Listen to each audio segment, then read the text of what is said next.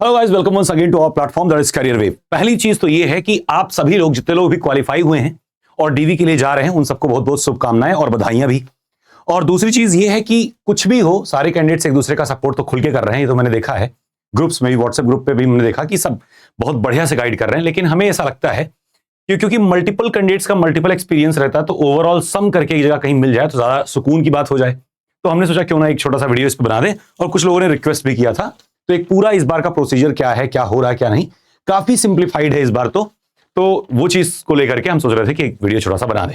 तो आइए बिना देर किए हुए शुरू करते हैं कि क्या होता है आपका टोटल एप्लीकेशन वेरिफिकेशन जो प्रोसेस है, उसके में क्या क्या स्टेप होंगे, कैसे कैसे होंगे। देखो, first of all you will reach the headquarter. तो पहला स्टेप हम लिखेंगे, देखो क्या होगा एक सीक्वेंस में। First of all you will be reaching the headquarter. तो जब आप रीच करेंगे तुरंत ही आपको क्या करना है, बायोमेट्रिक होगी आपकी। क्या होगी? एक बायोमेट्रिक। उसमें वही आइरिस स्कैन और जैसे एग्जाम टाइम पे हुआ था वही सारे प्रोसीजर होंगे, so that you could be identified as well कि हाँ आप वही कैंडिडेट हो जो उसमें मेंशन्ड है। ठीक है। इसके बाद में एक चीज हम अपनी तरफ से आपको बताएंगे, ये चीज आप नोट करके कहीं रख लीजिएगा कि never eat anything. Never eat anything, कुछ खाना नहीं है। Only drink water. Only drink water, पानी ही पीते रहिए। लेकिन हाँ, सुबह जरूर कुछ खाए रहिएगा, ना पता लगे चक्कर खा के गिर गए शाम तक। तो सुबह अगर मान लीजिए आपका पहले शिफ्ट में है डॉक्यूमेंट वेरिफिकेशन, तो जाहिर सी बात है कि आपको कोशिश करना है कि कुछ खाएं नहीं और पानी पीते रहें। और अगर मान लो पहले से खाया भी है तो बिल्डिंग में जाने के बाद में कुछ भी खाने से बचना है, कोशिश करनी है पानी पीते रहें। ठीक है। अब इसके बाद में देखो, जो बायोमेट्रिक हो जाएगी उसके बाद में क्या होगा कि आप अंदर जाओगे। सेकेंड स्टेप में आपका ट्रैवल अलाउंस चेक किया जाएगा। इसका रीइंबर्समेंट के लिए रीइंबर्समेंट आपका होता है। इसमें देखो क्या क्या प्रोसीजर थे। सबसे पहले तो आपको एक फॉर्म भराया जाता है, और दूसरी चीज क्या होती है कि आपका एक कैंसल्ड चेक अगर आपने रखा है तो, नहीं तो पासबुक की एक जेरॉक्स देनी होती है। दूसरा, अगर मान लो रिटर्न टिकट आपने बुक किया तो ठीक, और नहीं बुक किया है तो in case revert the same ऐसे करके उसमें एक ऑप्शन होगा, उस पर आप टिक करेंगे तो उसी के इक्विवेलेंट ही रिम्बर्स होगा।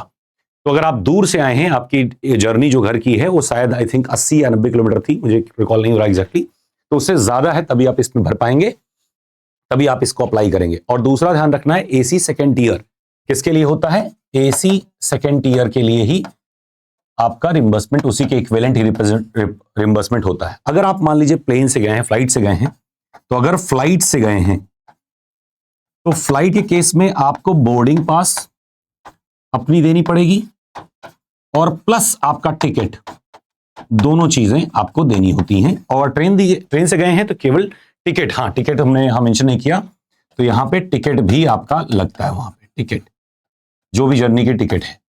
ठीक है। तो ये हो गई आपकी ट्रैवल रिम्बर्समेंट का। ठीक है। इसके बाद में हम आएंगे एक बिल्डिंग में, आप जाएंगे इसके बाद में, और उस बिल्डिंग में आपका होगा डॉक्यूमेंट वेरिफिकेशन। तो आप सेकंड बिल्डिंग, उसी जिस बिल्डिंग में होगा वो गाइड करेंगे। एक भी ध्यान रखना कि जब आप जाओगे, सबसे पहला तो एक चीज दिमाग में अपने भी बैठा लो कि बहुत सुकून भरा इन्वायरमेंट है, बहुत सपोर्टिव, बहुत कोऑर्डिनेटिव इन्वायरमेंट आपको मिलने वाला है। कोई भी घबराहट, कोई भी किसी प्रकार का टेंशन या दबाव, शो ऑफ, ऐसा कुछ भी आपको नहीं दिखेगा। Everybody would be cooperating with you, और बहुत बढ़िया तरीके से आपको गाइड करेंगे। तो एक व्यक्ति होगा वो आपको समझाएगा, बेटा आपको इस बिल्डिंग में जाना है, इस तरीके से जाना है, ये सब समझाएंगे।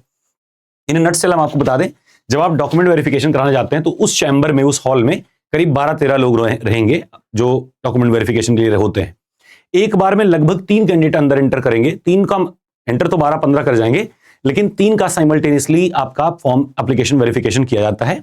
और उन 3 में एक एक के पास में 4-4 कैंडिडेट, मतलब लोग आपका देख रहे होंगे डॉक्यूमेंट। तो 4 people would be there who would be checking your documents. ठीक है। आपके डॉक्यूमेंट को 4 लोग चेक कर रहे होंगे, आपके सामने 4 लोग बैठे होंगे। तो आइए एप्लीकेशन वेरिफिकेशन वाले पार्ट पे चलते हैं। तो आप बिल्डिंग में एंटर किए, ठीक है, वही सफदरजंग हेडक्वार्टर में। ठीक है। अब उसमें आप एंटर करोगे तो उसमें क्या क्या होगा? सबसे पहले आपका अटेस्टेशन फॉर्म जो आपने दिया था, भेजा था एक बार ना, अटेस्टेशन फॉर्म जो आपने सेंड किया था 10 तारीख से पहले वाला, उस वाले केस में अगर आप मान लीजिए आपके अटेस्टेशन फॉर्म में गलती पाई गई, तो जाहिर सी बात है वो तीनों में गलती होगी, जो 3 कॉपी आप लेके गए होगे। तो क्योंकि सब में ही गलती होगी तो जाहिर सी बात है कि वहां पे एक न्यू फॉर्म देंगे आपको, यानी करेक्शन अलाउड है। वो वहीं पे आपसे करेक्शन करवा देंगे, कोई दिक्कत नहीं होगी, बेटा ये आपने गलत भरा है, इसको सही कर लो, वो चीज आपको वहां गाइड कर देंगे। पहली चीज तो हो गई अटेस्टेशन फॉर्म की। दूसरी चीज मेरी एक एडवाइस रहेगी कि 3 सेट लेके जाएं, कम से कम 3 या 4 सेट लेके जाएं, 4 sets of call letter. Call letter की 4 सेट लेके जाएं, क्योंकि हर जगह देना पड़ता है। अगर आप लेके जाओगे तो वहीं एक भी बार भर लोगे और हर जगह आप देते जाओगे, अदरवाइज वहां पर फॉर्म प्रोवाइड करेंगे, आप हर बार भरोगे, थोड़ा टाइम लगेगा। ठीक है। और इसमें ध्यान रखना है कि जो आपने साइन करी है, जैसे मान लो आप जेरोक्स लेके जा रहे हो, जितने डॉक्यूमेंट्स के जेरोक्स ले आ रहे हो, इस पे आपकी साइन तो होनी चाहिए क्योंकि सेल्फ अटेस्टेड लिखा है, प्लस आपका डेट भी मेंशन होना चाहिए उसके साथ में। साइन प्लस डेट होता है सेल्फ अटेस्टेशन में, ये भी ध्यान रखना आगे से। ठीक है, तो डेट जरूर मेंशन करना। और वैसे कोई घबराने की बात नहीं कि मैं बता रहा हूं कहीं कुछ मिस ना हो जाए, ऐसा टेंशन नहीं लेना, सब कुछ वहां पे गाइड करेंगे, आपको बताएंगे, बहुत प्रेम से बताएंगे।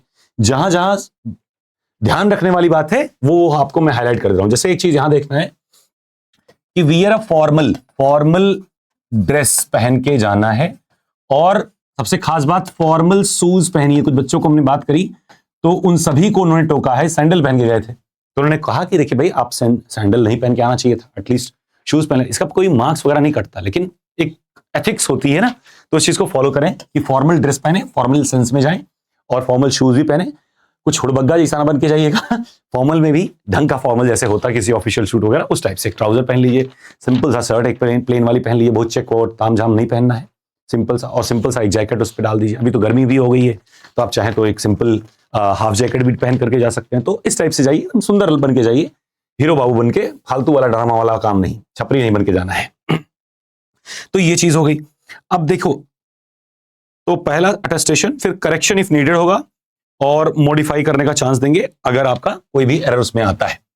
ध्यान रखें जितने भी डॉक्यूमेंट्स उसमें मेंशन है, डॉक्यूमेंट्स में ध्यान रखें, जैसे एक चीज होगी कि आपका आधार या पैन चेक करते हैं, तो एप्लीकेशन फॉर्म में जो भी आपने आईडी डाली है, तो एप्लीकेशन फॉर्म में आईडी जो आपने मेंशन करी है, चाहे वो आधार हो या पैन हो, उसका वेरिफिकेशन होगा, उसका ओरिजिनल, उसका जेरोक्स वो मांगेंगे, तो वो चीज आपके पास होनी चाहिए, एप्लीकेशन आईडी वेरीफाइड।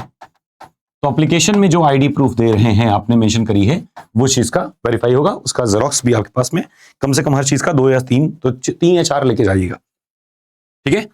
फोटो आपका देखो वहां पे मिलाएंगे। फोटो एक चीज ध्यान रखना है कि फोटो विद इन 3 मंथ्स हो ज्यादा बेटर है, कि आपके चेहरे से मैच करे। आधार कार्ड वाला फोटो नहीं लेके जाना है कि पता लग रहा है कि पहचान में नहीं आ रहा आदमी, तो वहां पे टोकेंगे, तो जाहिर सी बात है उससे अच्छा है कि आप पहले से ही लेके जाएं। तो फोटो 4 सेट लेके जाइए, हो सकता है एक ही की नीड पड़े, लेकिन आप 4 लेके जाइएगा। ठीक है। फिर इसके बाद में क्या होगा कि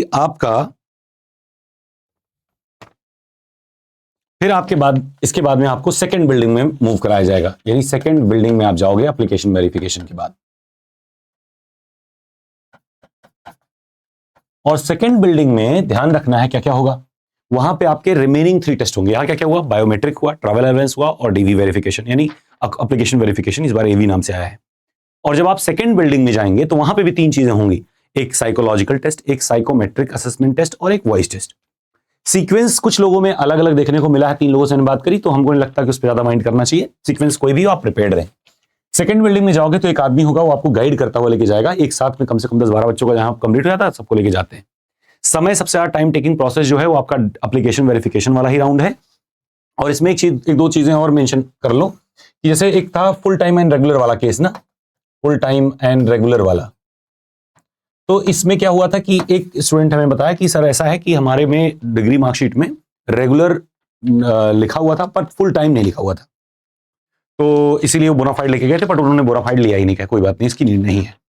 तो उसको लेकर के, यानी कि छोटे मोटे डॉक्यूमेंट्स को लेकर के बहुत ज्यादा इशू शायद नहीं आ रही है। मैथ्स और physics subject as a mention में अगर क्लियरली मेंशन कुछ भी दिख रहा है तो मान ले रहे हैं, अगर बहुत अजीब सा सीक्वेंस दिख रहा है, अजीब सा नाम, अजीब गरीब नाम दिख रहा है, फिजिक्स की जगह कुछ और लिखा हुआ है, जैसे इलेक्ट्रोमैग्नेटिक वेव्स लिख दिया, अब है तो फिजिक्स का पार्ट, तो इसको मेंशन करवा के कॉलेज से ले जाना है, तो जाहिर सी बात, मतलब एटमोस्ट अगर कहीं तक चलने लायक है तो आपको सपोर्ट कर रहे हैं, वो खुद ही आइडेंटिफाई कर ले रहे हैं कि बेटा कोई दिक्कत नहीं, परेशान नहीं होना है, और अगर जरूरत पड़ रही किसी चीज में तो बोनाफाइड। और अबव ऑल, अगर मान लीजिए just in case if any document missing, if missing any document या कोई भी कहीं भी ऊपर नीचे पड़ रहा है, तो उसमें क्या करें, आपको 7 डेज का टाइम मिलता है एज यूजुअल, जैसे हर बार मिलता था, 7 days time to mail, but हम आपको रिकमेंड करेंगे पर्सनली हैंड ओवर करके आइएगा। ठीक है, पर्सनली हैंड ओवर करके आइएगा, लेकिन अगर संभव हो तो पर्सनली ही हैंड ओवर करिएगा, जस्ट इन केस अगर कोई चीज मिसिंग होती है तो। ठीक है,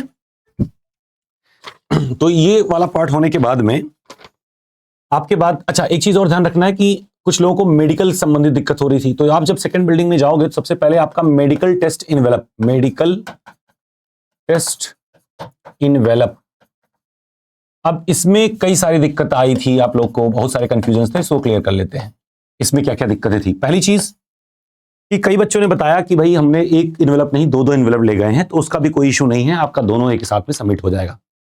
ठीक है, तो 2 और मल्टीपल अगर है तो, इफ 2 और मल्टीपल देन ओके। सेकंड आता है एमसीआई नंबर। तो एमसीआई नंबर देखो, बात यह है कि मेडिकल काउंसिल रजिस्टर्ड नंबर या INT number, identification number doctor का होता है कि अगर मान लीजिए वो डॉक्टर है तो उसके पास में कोई ना कोई ऐसा एनरोलमेंट नंबर डेटा तो होगा ही। अगर वो स्टेट कॉलेज यूनिवर्सिटी से है या स्टेट गवर्नमेंट के थ्रू है तो स्टेट रजिस्टर्ड नंबर होगा, सेंट्रल के थ्रू है तो सेंट्रल गवर्नमेंट नंबर होगा। तो डजंट मैटर कि कौन सा है, बस आइडेंटिफिकेशन नंबर उसका होना चाहिए। चाहे वो मान लो राजस्थान का है तो राजस्थान मेडिकल काउंसिल का नंबर होगा, रजिस्टर्ड नंबर होगा। तो कोई भी नंबर हो, बस रजिस्टर्ड हो, यानी कि ट्रैकेबल हो वो पर्सन, बस यही है। तो एमसीआई हो, राजस्थान मेडिकल काउंसिल का नंबर हो, या छत्तीसगढ़ मेडिकल काउंसिल का नंबर हो, वेस्ट बंगाल का, मतलब जो भी आपका स्टेट का चलेगा, बट उनको एक आईएनटी वाला नंबर देना ही है, जरूरी है। आगे एक चीज और थर्ड वाली थी कि मान लीजिए आपने गवर्नमेंट हॉस्पिटल से कराया, ठीक, कुछ रिपोर्ट वहां पे हो गए, कुछ आपने प्राइवेट से कराए, है ना, प्राइवेट से कराए जो वहां पे अवेलेबल नहीं थे, बट इन दोनों को पूरा मिला करके आपने सील इनवेलप में डाल दिया, या फिर ऐसा हो सकता है कि गवर्नमेंट वाले का सील इनवेलप उन्होंने करके दे दिया, इसका नहीं दिया था, इसका बाद में आपने कराया, तो इसका बाद में कराया तो इसको बाद में सील करा लीजिए, उनसे जाके वो चेक कर लेंगे और सील करके आपको दे देंगे। तो दोनों अलग अलग सील हैं, तब भी कोई दिक्कत नहीं, कोई इशू नहीं है। कुल मिलाकर कोई विषमता ना हो, असंगति ना हो, आप कोई फ्रॉड नहीं कर रहे हो। अगर ढंग के आदमी हैं, कैंडिडेट अगर आप सुलझे हुए दिख रहे हैं, ऐसा कोई टर्म्स एंड कंडीशन नहीं दिख रहा है कि आप कुछ गड़बड़ करने वाले हो, तो हमें लगता है कि पूरा डिपार्टमेंट आपको कॉपरेट करेगा, समझेगा बात को। आगे एक आध दो चीज इसमें है कि सेपरेट इश्यू में कोई इनवेलप नहीं है, और प्राइवेट रिपोर्ट भी एक्सेप्टेड है अगर मतलब गवर्नमेंट में आपने कराया, लेकिन जो सबमिट करने वाला आदमी है वो गवर्नमेंट अधिकारी होना चाहिए। मतलब जो भी डॉक्टर है वो एमबीएस रैंक होल्डर एटलीस्ट, या सर्जिकल लेवल का, या फिर क्या बोलेंगे, एक रजिस्टर्ड नंबर उसके पास होना चाहिए। रजिस्टर्ड नंबर मस्ट है, इसी ध्यान रखनी है। ठीक है, इसके बाद में क्या होता है, जब इसको आप लेके जाते हो तो वहां पे 2 डॉक्टर होते हैं। कितने होते हैं? 2 लोग होंगे वहां पे। एक जो होगा वो आपसे डेटा लेगा, दूसरा क्या करेगा, खोल के चेक करेगा। अगर मान लीजिए आपने सारे जांच कराए हैं, सब ठीक ठाक है, तो कोई दिक्कत नहीं। अगर कोई मिसिंग है, इफ मिसिंग, तो आपको वो इन्फॉर्म करेंगे कि नेक्स्ट 7 डेज में आपको सेंड करना है। ठीक है, अगर कोई मिसिंग है, सही है या गलत है इसका निर्णय बाद में होगा, रिजेक्ट होगा, एक्सेप्ट होगा, ये बाद में होगा। ये बस ये चेक करेंगे सारे डॉक्यूमेंट मेंशन्ड हैं या नहीं।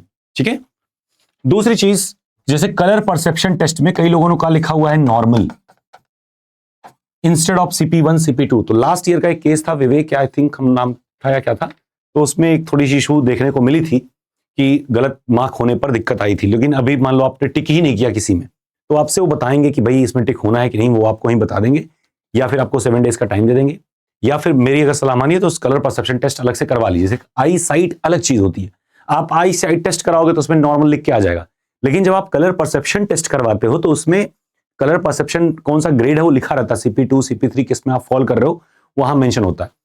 आमतौर पे गवर्नमेंट हॉस्पिटल या प्राइवेट हॉस्पिटल में ये चीजें नहीं होती हैं।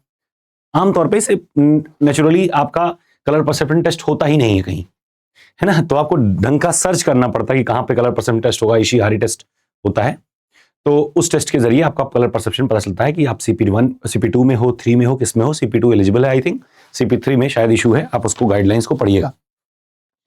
और अभी जैसे 2 बच्चों से जैसे हम बात करी, दो क्या 3-4 लोगों से बात करी, तो उनमें 1-2 कैंडिडेट मिले जो नॉर्मल वाले हैं, लेकिन बात यह है कि अभी रिजेक्ट और सबमिट तो कर नहीं रहे हैं, एक्सेप्ट, वो तो खाली बस देख रहे हैं सारे डॉक्यूमेंट रिपोर्ट हैं या नहीं, बस यही चेक कर रहे हैं। तो अगर सारे चेक है तो जमा कर लिए, तो आप इस बात को मत मानिए कि बस हमारा सब एक्सेप्टेड है। बाद में चलता है कि किस बेस पे डिनाई कर रहे हैं। आमतौर पे छोटे मोटे एरर्स पे कोई इशू नहीं आएगी, लेकिन जो चैलेंजिंग एरर्स हैं उनमें दिक्कत आएगी। तो अगर चैलेंजिंग इश्यूज हैं तो उसको अगर हो सके तो आईज विजन, मतलब आपके विजन संबंधित, ऑडियो संबंधित और बोलने संबंधित, है आवाज संबंधित अगर कोई विकार है या कोई भी जांच है तो उसको अगर क्लियरली मेंशन करा लो तो ज्यादा बेटर रहेगा। तो गाइडलाइंस को एक बार मेडिकल वाले ढंग से पढ़ करके आप फटाफट से करवा सकते हो उसको, उससे कोई दिक्कत नहीं है। और अगर नहीं हुआ है तो भी हमको नहीं लगता कि इस बार उससे दिक्कत होनी चाहिए, बट फिर भी हम अपने एहतियात के लिए आप अगर करा लोगे तो ज्यादा बेटर है। यानी CP 1-2 मार्क रहे तो बहुत बढ़िया है, और नहीं है तो भाई अब तैयार अगर हो ही, 1 ही 2 दिन में है मेडिकल, तो जाइए और उनसे खुल करके ये बात पूछ भी लीजिएगा, सर ऐसा इशू है क्या, कोई दिक्कत तो नहीं आएगी। ठीक है।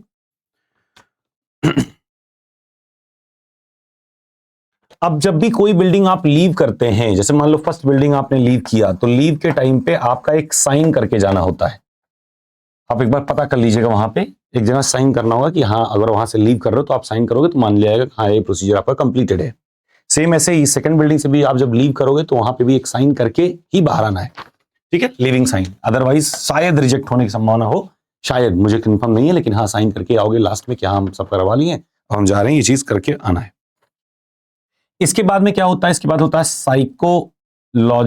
Psychometric assessment. साइकोमेट्रिक, इसमें क्या होता है, एक फॉर्म आपको देते हैं या टेस्ट सीट आप बोल दीजिए, तो इसमें लगभग 20 क्वेश्चन होते हैं, कभी 25 होंगे कभी 20 होंगे, 20 क्वेश्चन होते हैं, यस नो आंसर होता है, बड़ा आसान सा रहेगा, इसमें कोई दिक्कत नहीं है। और प्लस कुछ एड ऑन भी पूछ सकते हैं आपसे, कुछ बच्चों से पूछा उन्होंने एड ऑन क्वेश्चन, जैसे किसी मुहावरे का मतलब बताइए, जैसे कोई एक सिनेरियो बेस्ड क्वेश्चन सिंपल सा पूछ लिए, तो उसके लिए कोई प्रिपरेशन करने की जरूरत नहीं है, अपना कॉमन सेंस यूज करके आप बता दीजिएगा। बस उसमें ध्यान क्या रखना है कि कुछ चीजों को, कि एक आप अटेंटिव हो, आप अटेंटिव हैं, ये चीज थोड़ा सा देखना है, प्रेजेंस ऑफ माइंड टाइप का चेक करते हैं। जैसे उन्होंने किसी बच्चे से पूछा कि आपको एक एनवेलप मिला, एनवेलप पे एड्रेस पड़ा हुआ है, तो आप क्या करोगे, कहीं रास्ते में जा रहे थे आपको मिला, यहीं जाते समय मिला एक एनवेलप, उस पर एड्रेस पड़ा हुआ, क्या करोगे। तो पहली चीज पे तुरंत जवाब, जैसे कुछ लोग का बनेगा कि भाई हम इग्नोर कर चले जाएंगे, लेकिन आप ये बोलोगे नहीं क्योंकि ये तो नेगेटिव सेंटेंस हो जाएगा। तो दूसरा जवाब होगा कि अगर एड्रेस पड़ा ही है तो हम उसको कोरियर कर देंगे, उसके पास पहुंच जाएगा। लेकिन थर्ड चीज, एक चीज आती है कि आई वुड एनालाइज फर्स्ट, करूंगा कि वो एनवेलप है किस चीज का, किससे रिगार्ड में, मुझे खोल के देखने की जरूरत नहीं है, but I will check, ensure my best कि वो एनवेलप कोई ऐसा गड़बड़ चीज ना हो कि हमारे वजह से कोई दुविधा आ जाए। तो I will report it first. आप देने वाले कौन होते हो, आप उसको पुलिस को या सिक्योरिटी कंसर्न अथॉरिटी को आप हैंड ओवर करोगे कि हाँ हमारे पास मिला है, उनका काम है उसको हैंडल करवाना या पहुंचवाना, आपका काम नहीं है ये सब कामों को देखना। क्योंकि एज आरटीसी आप एक सिक्योरिटी ऑफिसर हो गए, तो आपका मन ये होना चाहिए कि आप आवाज देख के वहां पाओ कि हाँ कोई कहीं ऐसा तो नहीं कि स्ट्रेस संबंधित कोई विकार है या कोई ऐसी सिचुएशन जिससे कोई सिक्योरिटी कंसर्न बन सकती है। तो सिक्योरिटी कंसर्न्स का आपके दिमाग में थोड़ा हल्का सा होना चाहिए। तो एनीथिंग दैट यू थिंक कि ये अच्छा चीज है, मैं कर दूंगा, ऐसा नहीं है। हर चीज का अगर एक सेपरेट डिपार्टमेंट हैंडल करने के लिए तो उस डिपार्टमेंट को करिए, कभी भी अपने हाथ में जिम्मेदारी नहीं लेनी चाहिए, अपने हाथों में कोई कानून नहीं लेना चाहिए, लॉ नहीं लेना चाहिए, यानी कि जो प्रिंसिपल्स हैं उनको फॉलो करना। That means you should report it for the police station कि भाई हमें ये एनवेलप मिली है, ये उनका काम हो गया, वो पहुंचाएं या चेक करें कि कैसा क्या है। अगर आपको लगता है कि सिंपल सा आईडी कार्ड है, बगल वाले का है, देना है तो आप दे दीजिए, कोई दिक्कत नहीं, इसमें पुलिस को इन्वॉल्व करने की जरूरत नहीं है, तो एथिकल ग्राउंड हो गया। लेकिन अगर आपको जरा सा भी डाउट है, एनवेलप शील्ड है, इसके अंदर क्या डॉक्यूमेंट है, you won't know it, you don't know it, कोई बैग मिल गया, पता नहीं कैसा बैग है, पता नहीं क्या उसमें रखा हुआ है, तो in this scenarios you should hand over to the concerned authorities, okay, and they would do the rest. तो साइकोमेट्रिक टेस्ट में आपके 20 सवाल होंगे और प्लस एडवांस क्वेश्चन होंगे, उसका मतलब अटेंटिव, और दूसरा कि आपका एक जनरल परसेप्शन जानने के लिए कि आप कैसे माइंडसेट के हो, देखते हैं, उससे विशेष कोई विशेष दिक्कत नहीं आएगी, लेकिन आप परेशान मत होइएगा उसको लेकर के। ठीक है, तो ये हो गया आपका फोर्थ साइकोमेट्रिक। फिफ्थ में क्या होगा, psycho active substance. Psycho active substance, यहां भी 2 डॉक्टर होंगे, साइको एक्टिव सब्सटेंस में भी 2 लोग होंगे। यहां पे क्या होगा, एक किट वो आपको हैंड ओवर करेंगे और यूरिन सैंपल लेते हैं, यूरिन सैंपल लेते हैं, उस किट के बाद 5-6 मिनट में कुछ रेड लाइन्स या ऐसे आ जाती हैं और वो आपको बता देते हैं हाँ बेटा आपका नेगेटिव आया। सारे लोग का लगभग नेगेटिव ही आएगा, हमें पता है, आप लोग प्रिपेयर्ड हो। तो ऐसा कोई साइको एक्टिव सब्सटेंस आप कंज्यूम नहीं कर रहे हो, इस चीज का चेक किया जाता है। खास करके दिक्कत उन लोग कैंडिडेट्स के लिए होती है जिनका कोई मेडिकल कंसर्न चल रहा हो, जैसे मान लीजिए कोई मेडिसिन सपोर्ट ले रहे हैं, तो कुछ मेडिसिन ऐसे हो सकते हैं कि साइकोलॉजिकल एक्टिव सब्सटेंस का सबस्ट्रेट हो, तो है या नहीं है, इसको आप ChatGPT या किसी AI टूल्स के जरिए भी उसके केमिकल्स को लिस्ट करके जान सकते हो कि भाई हमारे यहाँ मेडिकल में 1, 2, 3, 4 चीजों का चेक होना है। ठीक है, अब उन 4 चीजें का कोई का सबस्ट्रेट क्या हमारे दवाओं में जो हम दवा कंज्यूम करते हैं उसमें है कि नहीं, ये चेक करना होता है। तो इस तरीके से चेक कर सकते हैं। दूसरा, डॉक्टर से भी पता सलाह ले सकते हैं कि मैं दवा खा रहा हूँ ये उससे संबंधित तो नहीं है, ऐसा कुछ करके रहता है। तो इसलिए कोई दवा ववा फालतू खाने से बचनी चाहिए। तो ये हो गई आपकी साइकोएक्टिव सब्सटेंसेस। 5 मिनट का काम है, सब कुछ हो जाएगा। आपको बढ़िया से वहां पे एक मैडम होंगी, वो गाइड करेंगे, खूब बढ़िया से, डॉक्टर होंगी एक्चुअली, तो शी विल गाइड यू एकदम बढ़िया से, बेटा ये करिए, ऐसे करिए, ऐसे करिए, और आप सब कुछ फॉलो करते जाइएगा। कोई शो ऑफ बाजी नहीं, जब तक की नौकरी हाथ में ना आ जाए, कहीं भी शो ऑफ नहीं, एकदम सिंपल सा जेन्युइन इनोसेंट सा पर्सन, और आप हर चीज को फॉलो करते हुए, जैसे जो गाइड वहां मिलता है उस तरीके से आप फॉलो करते हुए जाएंगे। Next comes the voice test, जिसका आप सबको बहुत ज्यादा डर रहता है। ध्यान रहे, वॉइस टेस्ट में रिजेक्शन होते हैं, बहुत रेयर होते हैं, लेकिन होते हैं। यानी मान के चलो कि 500 कैंडिडेट अगर हैं, तो उसमें से मान के चलिएगा कि भाई हो सकता है 3-4 लोगों का रिजेक्शन आपको दिखे बाद में, 2-3-4 लोग का। तो सबसे पहली चीज क्या क्या इसमें होता है, पहले प्रोसीजर समझ लो। सबसे पहले क्या होगा, आपसे एक छोटा सा इंट्रोडक्शन, इसका कोई नंबर नहीं होता, ये इसलिए खाली होता है कि आप सहज हो जाओ, क्योंकि आप अभी लंबी भाई सीढ़ियां चढ़ के ऊपर आ रहे हो, या जैसे भी आ रहे हो, 10 लोगों से बात करते हुए, हाँफते हुए आ रहे हो, उसमें अगर आपका टेस्ट लेंगे, जाहिर सी बात है आपका स्ट्रेस दिखेगा। तो इसीलिए थोड़ा सा एक इंट्रोडक्शन करके थोड़ा सा आपको कूल एंड काम डाउन करते हैं, या कोई इशू नहीं। सेकंड क्या है, एक फॉर्म देते हैं, जिसको डिक्लेरेशन फॉर्म भी आप कह सकते हो, कि भाई मेरा कोई स्टमरिंग ये सब नहीं है, स्टटरिंग या स्टैमरिंग, हकलाना, हड़बड़ाना, ये सब कुछ नहीं है आपकी आवाज में, और पिच क्लियर है, क्लैरिटी, ये सब का एक मतलब एक छोटा सा फॉर्म होगा, उस पर आप मेंशन करके साइन कर दोगे, yes I don't have all these. फिर इसके बाद में क्या होगा, आपको एक पैसेज देंगे या पैराग्राफ, मान लो एक पैराग्राफ होगा, इट डिपेंड्स कि वो क्या पैराग्राफ देंगे। कभी जैसे रेनबो फॉर्मेशन से संबंधित पूछ सकते हैं, या कोई भी चीज ऐसे करके, मान लो किसी चीज से रिलेवेंट एक पैराग्राफ आपको देंगे, आपको रीड करना है। लेट्स से कि आपने उसमें से कुछ 2-4 शब्दों का मिस प्रोनाउंस कर दिया, तो ऐसे में आपसे वो शब्द दोबारा से भी पूछ लेंगे। मींस दे आर सपोर्टिव, एक कॉन्फ्रेंस हॉल टाइप का होगा, एक तरफ 4 लोग बैठे होंगे, एक तरफ आप होगे, एक ऑडियो रिकॉर्डर आपके साथ सेट होगा, और वो आपसे बात कर रहे होंगे, पैराग्राफ उसी में रीड करवाएंगे। तो उसमें लमसम इतने शब्दावली होती है कि वो आपका क्लियर कर पाए कि आपकी प्रोनाउंसिएशन वगैरह क्लियरिटी है कि नहीं, साउंड क्लैरिटी वगैरह। और ये भी ध्यान रखना है कि इसका बाद में भी वो एनालिसिस करते हैं, बाद में भी चेक करते हैं। अगर देखते हैं कि भाई क्लैरिटी नहीं है, और उसमें खास करके क्या होता है, सा, फा, ये सब चीजों में अंतर स्पष्ट दिखना चाहिए। तो कुछ बच्चों में ऐसी इश्यूज होती हैं कि उनका सा और फा एक जैसा लगता है। ऐसे कई सारे लोकल विकार भी होते हैं जो कि दिक्कत वाले होते हैं। तो अनटिल अनलेस की बहुत ज्यादा सिमिलर हो, तब तक, अगर बहुत ज्यादा सिमिलर है तो भाई जाहिर सी वेरिएशन बेस बनेगा। अदरवाइज में आपसे दोबारा भी लास्ट में उनको वो भी नोटिस करते रहते हैं कि आप कैसा बोल रहे हो, तो आपसे दोबारा बुलवा लेंगे वो चीज, ताकि आपका क्लियर हो जाए कि हाँ ये चीज है कि नहीं। फिर इसके बाद पैराग्राफ रीडिंग के बाद में आपका होगा साउंड, या आप कह सकते हैं परसिवरेंस टेस्ट बोल सकते हो, या इंड्योरेंस टेस्ट बोलेंगे एक्चुअली में, इंड्योरेंस, वॉइस इंड्योरेंस। इसमें क्या होगा, आपको वही आ की ध्वनि निकालनी है। और सबसे खास बात ये इस बार सुनने को मिली कि कुछ बच्चों ने बताया कि भाई उनका एक ही बार में हो गया, कुछ बच्चों ने कहा कि नहीं मुझसे 15 सेकंड में ही बात हो गई, किसने कहा 17, किसी ने कहा 20 सेकंड, किसी ने कहा मैं 24 किया था, फिर भी उन्होंने कहा कि भाई तुम्हारा पिच गिर रहा है। देखो इसमें डाउट क्या होती है, इशू जहां तक मैं जानता हूं, जिसको एज अ गाइड ले सकते हो। पहली चीज तो ये है कि आपका जो पिच है वो शुरू से लेकर लास्ट तक उनसे आप पूछ भी ले सकते हो, मतलब डायरेक्टली शुरुआत में पूछ सकते हो कि सर एक मोनोटोन में पूरा लेके जाना है, अप डाउन तो अलाउड है कि नहीं अलाउड है, क्योंकि बच्चे 10 सांस खींचने के चक्कर में क्या करते हैं, आवाज धीमी करते चले जाते हैं। तो हो सकता है भाई आपने 20 सेकंड किया, लेकिन आपकी आवाज का मॉड्यूलेशन बार बार मॉड्यूलेट हो रहा है, या कभी बहुत तेज हो जा रहा है, कभी बहुत धीमा हो जा रहा है, तो जाहिर सी बात है आपसे दोबारा करा रहे होंगे। तो आप एक नॉर्मल पिच, जो कि आप उनसे गाइड भी ले लेना, पूछ भी लेना कि सर कितना लगभग किस आवाज से शुरुआत करूं इसकी, और उसी लेवल पे आप लगातार अगर इंड्योर करोगे तो I think 15+ second is better. But कुछ बच्चों का कहना है कि 20 सेकंड्स अगर आप मेंटेन कर पा रहे हो दैट्स ग्रेट। 20 सेकंड आप करिएगा, ठीक है, 20 सेकंड का आप कोशिश करिएगा कि आपका पिच एक मेंटेन्ड पिच, जिस साउंड में मैं बोल रहा हूं इसी साउंड में ये वाली ध्वनि कि मतलब क्लैरिटी हो, एक जैसा हो, मतलब बार बार ऊपर नीचे नहीं कि ये राग अलापने वाला ऐसा कुछ करके नहीं, एक क्लियर टोन में पूरा शुरुआत से लास्ट तक एक क्लियर टोन में चले, और कोशिश करिए 20 सेकंड आप स्टेबल रहें। पानी वानी ठीक ठाक पिए रहेंगे। पानी क्यों पिलवाते थे, यही जो आपका सब्सटेंस टेस्ट होता था ना, साइकोएक्टिव सब्सटेंसेस, इसी के लिए आपको पानी पिलवा रहे थे, और इसीलिए खाना वाना अवॉइड करवा रहे थे कि भाई पता नहीं कौन सा खाना तुम खा रहे हो, उसमें पता नहीं कैसे प्रिजर्वेटिव्स वगैरह पड़े हो, तो कोई इशू आए। और जब खाना बढ़िया से, पानी खूब बढ़िया से पिए रहोगे, जाहिर सी बात है कि आप यूरिन सैंपल लेने में, कलेक्ट करने में कोई दिक्कत विशेष होगी नहीं, ठीक है। तो ये हुई वॉइस टेस्ट 20 सेकंड की। ये करने के बाद में आपसे कहेंगे ठीक है बेटा आप जा सकते हो। फिर आप वहां से निकलोगे, एक एंड साइन मारोगे, यानी कि लीविंग के टाइम पे आप एक साइन करोगे, वहां पे एक फॉर्म होगा, वो साइन करवाएगा एक बच्चा, वहां पे खड़ा रहता है, कहीं कहीं कभी कभी आदमी रहेगा। देखो ध्यान रखना कि डेली कंटिन्यूअसली आपका, क्योंकि ये पूरा एप्लीकेशन वेरिफिकेशन प्रोसीजर है, तो कई बार आपको अलग अलग लोग भी दिख सकते हैं। जाहिर सी बात है कि सब हो सकता है हमेशा नहीं रहे, तो अगर कोई बदल जाता है तो उसमें कोई हैरानी वाली बात नहीं है। बशर्ते बस इतना समझना है कि एवरीथिंग इज सो सपोर्टिव, और आप अपनी तरफ से कुछ मिस्टेक्स जो मैंने बताए वो नहीं करना है। जैसे कौन कौन से मिस्टेक? पहली बात, कुछ खाना पीना नहीं है, पानी पीते रहना है। सेकंड मिस्टेक, आपको फॉर्मल पहन के बढ़िया से ढंग के फॉर्मल तरीके से जाना है। फोर्थ मिस्टेक जो अब आप लोग की थी वो है कि डॉक्यूमेंट से रिलेटेड कोई भी अगर कंसर्न है तो उसको लेकर के बहुत घबराना होना नहीं है, सिंपल सादगी से चाहिए। अगर कोई भी इशू होती है तो आपको वो बताएंगे।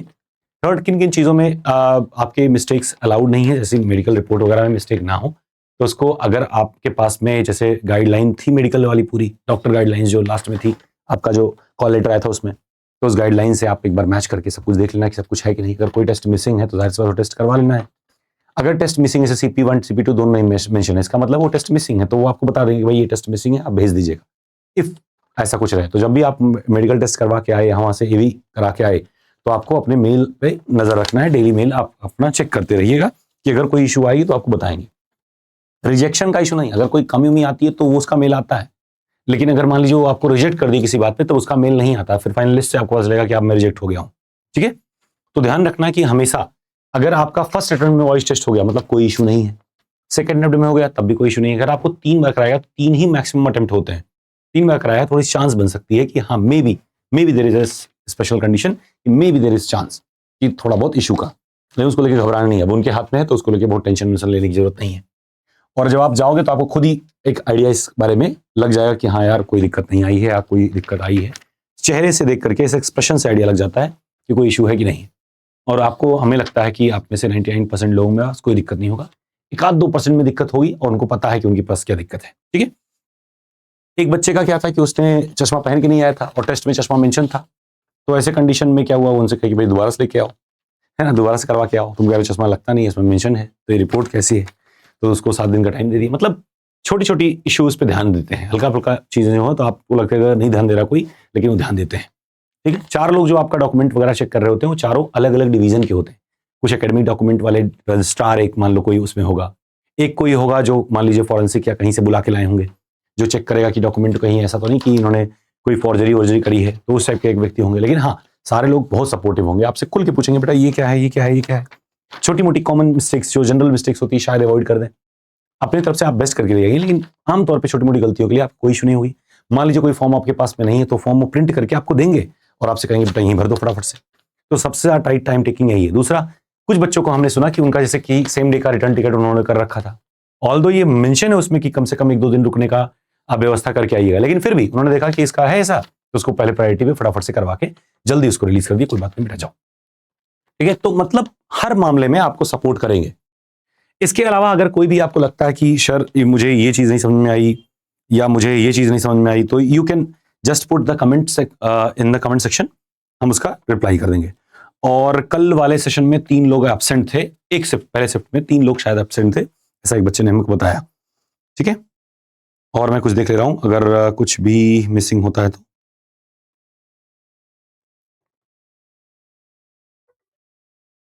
हाँ, एक मेडिकल रिइंबर्समेंट का भी फॉर्म भरवाते हैं आपसे, तो एक मेडिकल रिइंबर्समेंट का भी फॉर्म यहीं पे ही जब आप ये डालोगे ना ये वाला, तो यहीं पे एक मेडिकल रिइंबर्समेंट का भी फॉर्म आपसे भरवाएंगे। रिइंबर्समेंट कि कितना खर्चा और आया है वो चीज आपको वापस हो जाएगा। ठीक है, और ध्यान रहे जब शुरुआत होती है ना, जब शुरुआत होती है किसी चीज की, जैसे फर्स्ट डे कल था तो चीजें अलग तरीके से रहेंगी, और जब 2-3 दिन बीत जाता है ना तो चीजें अलग थोड़ी सी हो जाती हैं। मतलब जैसे शुरुआत में हो सकता है कि एक बार रिइंबर्समेंट टॉवल करा रहे हैं, एक बार इसका करा रहे हैं, अलग अलग टाइम पे हो रहा है।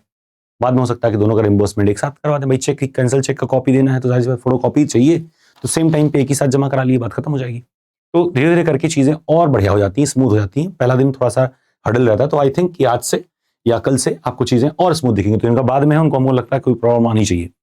अगर मान लीजिए शुरुआत के कैंडिडेट में मान लीजिए उन्होंने कोई चीज मिस कर दी हो या उन्होंने ये चीज नहीं मेंशन करी, लास्ट टाइम क्या था कि फुल टाइम रेगुलर मैंडेटरी कर दिया था आखिरी वाले बच्चों के लिए, शुरुआत वाले बच्चों को भी फोन करके बोला कि नहीं ये इसको भेजिए, तो अगर डिपार्टमेंट से कोई गाइडलाइन आती कि बेटा ये भाई आप लोगों ने ये चीज चेक करके दिया है, इसमें ये चीजें इशू है, तो that would be implicated in the next days, और पुराने बच्चों को एक मेल चली जाती है कि भाई ये चीजें आपको इतने दिन में भेजनी है। कोई ऐसा हार्ड एंड फास्ट रूल नहीं है, वो थोड़ा सा दबाव बनाते हैं, जाहिर सी बात है, लेकिन फिर भी बहुत कोऑपरेटिव होते हैं। यानी कि आप अगर समय से पहुंचा दोगे तो कोई इशू नहीं आती है, आप जेन्युइन कंसर्न आप बता दोगे तब भी कोई इशू नहीं आएगी, पर पर्सनली जाके हैंड ओवर कर दो तो वो और बढ़िया रहता है। ठीक है, तो last but not the least ये कुल मिलाकर की बात थी, और हमने लगभग करीब करीब हमें लगता है कि 30-35 कैंडिडेट से बात करी है अभी, मतलब जिनसे टच में आए। उन 30-35 बच्चों में से लगभग 3-4 लोगों ने डायरेक्टली कॉल पे बात करी थी कल ही, और 3-4-5 लोगों ने आज बात करी। उन सभी का एक ही कहना था कि सर मैं जब वहां गया हूं तो most of the students were from career wave, वो कैरियर वेव से ही थे, और प्लस उसमें से कुछ बच्चे ऐसे थे जो कैरियर वेव में एनरोल नहीं थे, 1-2-4 जो मिले, तो उन लोग का ये था कि सर मैं जब से हम लोग अटेम्प्ट दे रहे हैं तब से कैरियर वेव को फॉलो करते हैं, यानी कि बूस्टर सेशन वगैरह लास्ट के लेते हैं, उनका मटेरियल वगैरह हम लोगों ने यूज किया है, वो टू द पॉइंट रहता है, एग्जाम ओरिएंटेड रहता है। और जब हमने इंटरव्यू की बात करी कि भाई कुछ इंटरव्यूज वगैरह ऐसा कुछ करके, तो दे ऑल सेड कि सर थोड़ा सा रुक जाइए, कुछ ने बना के भेजा भी, ऐसी बात नहीं है, कुछ लोगों ने भेजा है कि सर अभी मत डालिएगा, कुछ दिन बाद डाल दिएगा, और कुछ ने कहा कि सर इसको डाल दीजिए, हमें कोई इशू नहीं है, तो उनका 1-2 का हम डाल भी दिया था, और कुछ लोग का होल्ड पे हमने रख लिया है कि जब उनका फाइनल लिस्ट आएगा तभी हम डालेंगे। तो आप इस चीज को लेकर एकदम निश्चिंत रहिएगा कि कहीं भी करियर वेव आपका फायदा उठाया कुछ भी, हम लुटा के चलते हैं, ठीक है, क्योंकि ये एज अ प्रॉफिट बिजनेस नहीं है, आपको सबको पता है। तो if you guys have been selected तो that means you have many congratulation. अपना नेचर मत बदलिएगा, क्योंकि अभी जैसे ही फाइनल लिस्ट आएगा उसके बाद होता नहीं, समाज में बहुत ज्यादा सम्मान मिलना शुरू हो जाता है, तो हम भूल जाते हैं अपनी पुरानी चीजों को कि हम कहाँ से उठे थे, कैसे कंडीशन से हम गुजरे थे। तो वो चीज हमेशा अपने दिमाग में बैठा के रखिएगा, सो दैट कि अगले जो कैंडिडेट्स हैं उनको आप सपोर्टिव निगाह से देखें, है ना, क्योंकि एक बच्चा क्वालिफाई होता है तो महाज्ञानी बन जाता है, तो ये चीज आप में नहीं आना चाहिए। दूसरी चीज आपकी हम्बलनेस ही आपकी जेन्युइनिटी है, ये आप अगर अभी बदल भी गए ना तो 2-4 साल बाद आपको एहसास हुआ कि यार मैंने छोटी सी चीजों के चक्कर में कितने लोगों को खो दिया। तो अपने आप को जमीन से जोड़ के रखिएगा। कोई फर्क किसी को, पूरी दुनिया को नहीं पड़ता कि आप क्या हैं कैसे हैं, आपकी फैमिली को जरूर फर्क पड़ता है, आपसे जुड़े हुए लोगों को जरूर फर्क पड़ता है। आप अगर वेल करेंगे तो आप वेल महसूस करेंगे, किसी को हेल्प करेंगे तो आपको भी हेल्प वाली महसूस आएगी। तो अगर आप डीवी देकर आए हैं, आप बाकी बच्चों का सपोर्ट कर रहे हैं, दैट इज गुड। हमने देखा कि कुछ बच्चे बहुत बढ़िया सपोर्ट कर रहे थे, तो ये चीज बहुत अच्छा लगा देख करके। तो ऐसे ही आप आगे भी करते रहें, अपने आने वाले कैंडिडेट्स को भी करें, और खुदा ना खास्ता अगर जस्ट इन केस, भाई जाहिर सी बात है ज्यादा लोग बुलाए जाएंगे, कुछ लोग का तो जाहिर सी बात है नहीं होगा, कुछ लोग छोड़ भी दिए लेकिन कुछ लोग का नहीं होगा, जाहिर सी बात है। जिन कुछ लोगों का नहीं होता है उन्हें हताश होने की जरूरत नहीं कि नेगेटिव भर दो सबकी तरफ कि यार ये हो गया वो हो गया सब खराब है। आपको पॉजिटिव एटीट्यूड तब भी बना के चलनी है, दुनिया यही है, समाज यही है, और जिम्मेदारी आपकी है कि समाज को आप बेहतर करें। ठीक है, तो last but not the least, अपना ख्याल रखिए, अपने लोगों का ख्याल रखिए, और एक पॉजिटिव माइंडसेट के साथ जाइए, क्योंकि आप जिस डिपार्टमेंट की प्रिपरेशन कर रहे हैं, जिस जॉब की प्रिपरेशन कर रहे हैं, they are all supportive, they are all positive attitude, और सभी के सभी एकदम वेल ओरिएंटेड बैकग्राउंड्स के लोग हैं, तो किसी प्रकार की कोई टेंशन नहीं लेनी है। और प्लस आपका प्लेटफॉर्म कैरियर वेब भी, ये भी आपने देखा होगा, कहीं भी किसी प्रकार की दबाव नहीं रहती, आप ढंग से करते रहो, तैयारी करते रहो, आप जरा सा रिक्वेस्ट करोगे वो चीज तुरंत फुलफिल हो जाती है। चीज आपने देखा होगा शुरुआत से लेकर आज तक, और इस चीज को हम कर पाए इसलिए हम मल्टीपल प्लेटफॉर्म पे काम करते रहते हैं, सो दैट कि इसका खर्चा हम उठाते रहें। हाँ, ये जरूर होता है कि वैकेंसी आने के टाइम पे कुछ दिनों तक हम इंडिपेंडेंट हो जाते हैं, लेकिन हाँ, जैसे ही वैकेंसी का दौर खत्म होता है वैसे ही 2 महीने में फिर से वही हालत आ जाती है, कहीं से कलेक्ट करना, कहीं पे लगाना है। ठीक है, और ये भाव से हम आपके लिए करते हैं, और ये भाव आप में भी होना चाहिए कि आप भी ऐसे ही कुछ ना कुछ करने की कोशिश करें।